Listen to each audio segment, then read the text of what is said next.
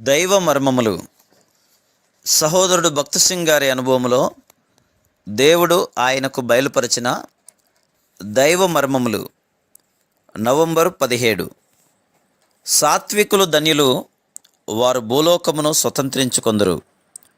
మత్తయి సువార్త 5:5. ఎంతగా వారికి ఇవ్వవలనని దేవుడు ఏర్పాటు చేసి ఉన్నాడో అనేకులు గ్రహించకున్నారు. మనం తలంచు దానికంటే, ఊహించిన దానికంటే ఆయన అత్యధికముగా మనకిచ్చును. ఆయన మనకిచ్చునట్టి ఆధిక్యతను గ్రహించుటకు మనము ఆయన హృదయములో ప్రవేశించవలెను. ఎంత మట్టుకు మనం దేవుడు ఇవ్వగలడో దానిని నమ్ముటయే మనకు కష్టంగా ఉన్నది. 1 కొరింథీ 2:9-10 మత్తయి సువార్త 13:17, ప్రకటన గ్రంథము 21:7 చూడుము.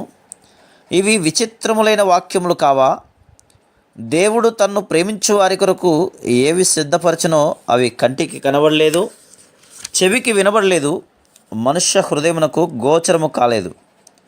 వీటిని చూడవలనని అనేక ప్రవక్తలు, నీతిమంతులు కోరిరి గాని వారికి తెలియలేదని కూడా దేవుని వాక్యము చెప్పుచున్నది. మన పాపములను క్షమించుటయే గాక తనకున్న సమస్తమును మనకివ్వవలనన్నదియే దేవుని కోరిక. నష్టపోయిన ప్రతి దానిని తిరిగి సమకూర్చుటకై మన ప్రభువు లోకమునకు వచ్చెను.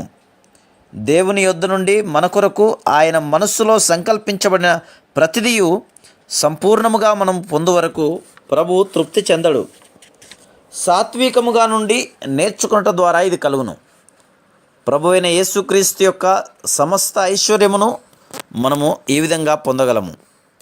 అందుకే నా యొద్దకు రండి, నా యొద్ద నేర్చుకొనుడి, నేను సాత్వికుడను, దీన మనస్సు గలవాడను, నేను మీకు విశ్రాంతి కలగజేతును అనుచున్నాడు. ఈ పాఠము నేర్చుకొనుటకు జీవితకాలమంతయు పట్టును. మారు మనసు పొందుటకు పూర్వం మనకుండిన గర్వమును, అనగా కుటుంబము, దేశము, స్నేహితులు, బంధువులు లేక యోగ్యతలను బట్టి అతిశయించు గర్వమును విడిచిపెట్టవలెను. Praise the lord.